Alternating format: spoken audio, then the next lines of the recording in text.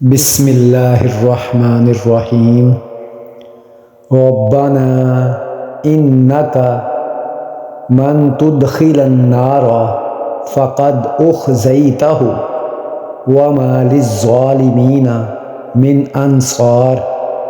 ترجمہ: اے ہمارے رب، آپ جس کو دوزخ میں داخل کر دیں اسے آپ نے یقیناً رسوا ہی کر دیا، اور ظالموں کو کسی قسم کی مددگار نصیب نہ ہوں گے۔ آیت 152۔ ربنا انک من تدخل النار فقد اخزیتہ۔ اے ہمارے رب، جس کو تو نے داخل کر دیا آگ میں، بے شک اس کو تو نے رسوا کر دیا۔ وما للظالمین من انصار، اور ظالموں کے لیے کوئی مددگار نہیں ہوگا۔ بسم اللہ الرحمن الرحیم۔ الذین یذکرون اللہ قیاما وقعودا وعلی جنوبہم ویتفکرون فی خلق السماوات والارض ربنا ما خلقت ھذا باطلا سبحانک فقنا عذاب النار۔ ترجمہ: جو اٹھتے بیٹھتے اور لیٹے ہوئے ہر حال میں اللہ کو یاد کرتے ہیں اور آسمانوں اور زمین کی تخلیق پر غور کرتے ہیں اور انہیں دیکھ کر بول اٹھتے ہیں کہ اے ہمارے پروردگار، آپ نے یہ سب کچھ بے مقصد پیدا نہیں کیا، آپ ایسے فضول کام سے پاک ہیں، بس ہمیں دوزخ کے عذاب سے بچا لے۔ اس غور و فکر سے وہ ایک دوسرے نتیجے پر پہنچتے ہیں اور پکار اٹھتے ہیں، اے ہمارے رب، تو نے یہ سب کچھ بے مقصد پیدا نہیں کیا۔ اور پھر ان کا ذہن اپنی طرف منتقل ہوتا ہے کہ میری زندگی کا مقصد کیا ہے، میں کس لیے پیدا کیا گیا ہوں؟ کیا میری زندگی بس یہی ہے کہ کھاؤ پیو، اولاد پیدا کرو اور دنیا سے رخصت ہو جاؤ؟ معلوم ہوا کہ نہیں، کوئی خلا ہے۔ انسانی اعمال کے نتیجے نکلنے چاہیے، انسان کو اس کی نیکی اور بدی کا بدلہ ملنا چاہیے، جو اس دنیا میں اکثر و بیشتر نہیں ملتا۔ دنیا میں اکثر یہی دیکھا گیا ہے کہ نیکوکار فاقوں سے رہتے ہیں اور بدکار عیش کرتے ہیں۔ چنانچہ کوئی اور زندگی ہونی چاہیے، کوئی اور دنیا ہونی چاہیے جس میں اچھے برے اعمال کا بھرپور بدلہ مل جائے، مکافات عمل ہو۔ لہٰذا وہ کہہ اٹھے، تو پاک ہے اس سے کہ کوئی عبث کام کرے، بس تو ہمیں دوزخ کے عذاب سے بچا لے۔ تو نے یقیناً ایک دوسری دنیا تیار کر رکھی ہے جس میں جزا اور سزا کے لیے جنت بھی ہے اور جہنم بھی ہے۔ بسم اللہ الرحمن الرحیم۔ ان فی خلق السماوات والارض واختلاف اللیل والنہار لآیات اولی الالباب۔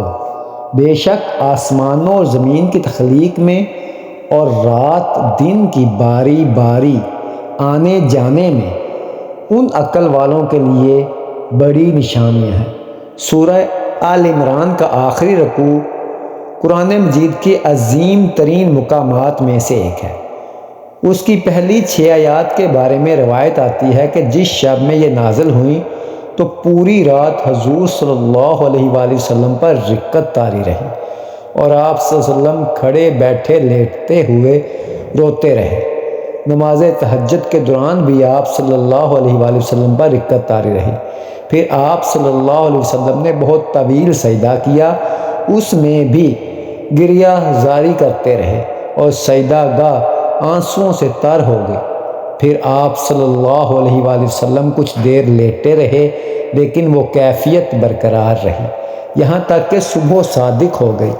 حضرت بلال رضی اللہ تعالیٰ عنہ نے جب فجر کی نماز کی اطلاع دینے کے لیے حاضر ہوئے اور آپ صلی اللہ علیہ وآلہ وسلم کو اس کیفیت میں دیکھا تو وجہ دریافت کی۔ آپ صلی اللہ علیہ وآلہ وسلم نے فرمایا، اے بلال، میں کیوں کر نہ رہوں؟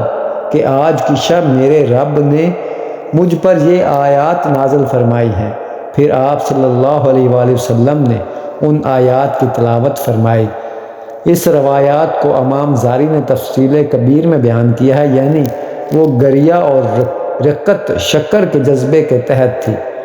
یہ بھی نوٹ کیجئے کہ یہ سورہ آل عمران کا 20واں رکوع شروع ہو رہا ہے اور سورہ بقرہ کے 20ویں رکوع کی پہلی آیات کے الفاظ تھے: بسم اللہ الرحمن الرحیم، ان فی خلق السماوات والارض واختلاف اللیل والنہار والفلک اللاتی تجری فی البحر بما ينفع الناس وما انزل اللہ من السماء من ماء فأحیا به الارض بعد موتها وبث فيها من كل دابة وتصريف الرياح والسحاب المسخر بين السماء والأرض لآيات لقوم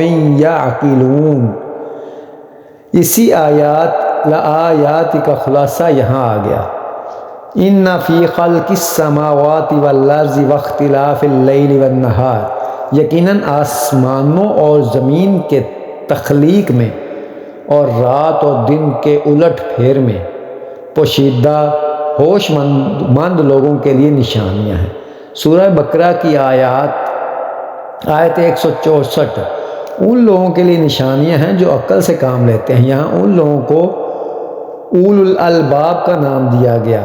یہ ہدایت کا پہلا قدم کہ کائنات کو دیکھو، مظاہر فطرت کا مشاہدہ کرو، کھول آنکھ، زمین دیکھ، فلک دیکھ، فضا دیکھ، مشرق سے ابھرتے ہوئے سورج کو ذرا دیکھ۔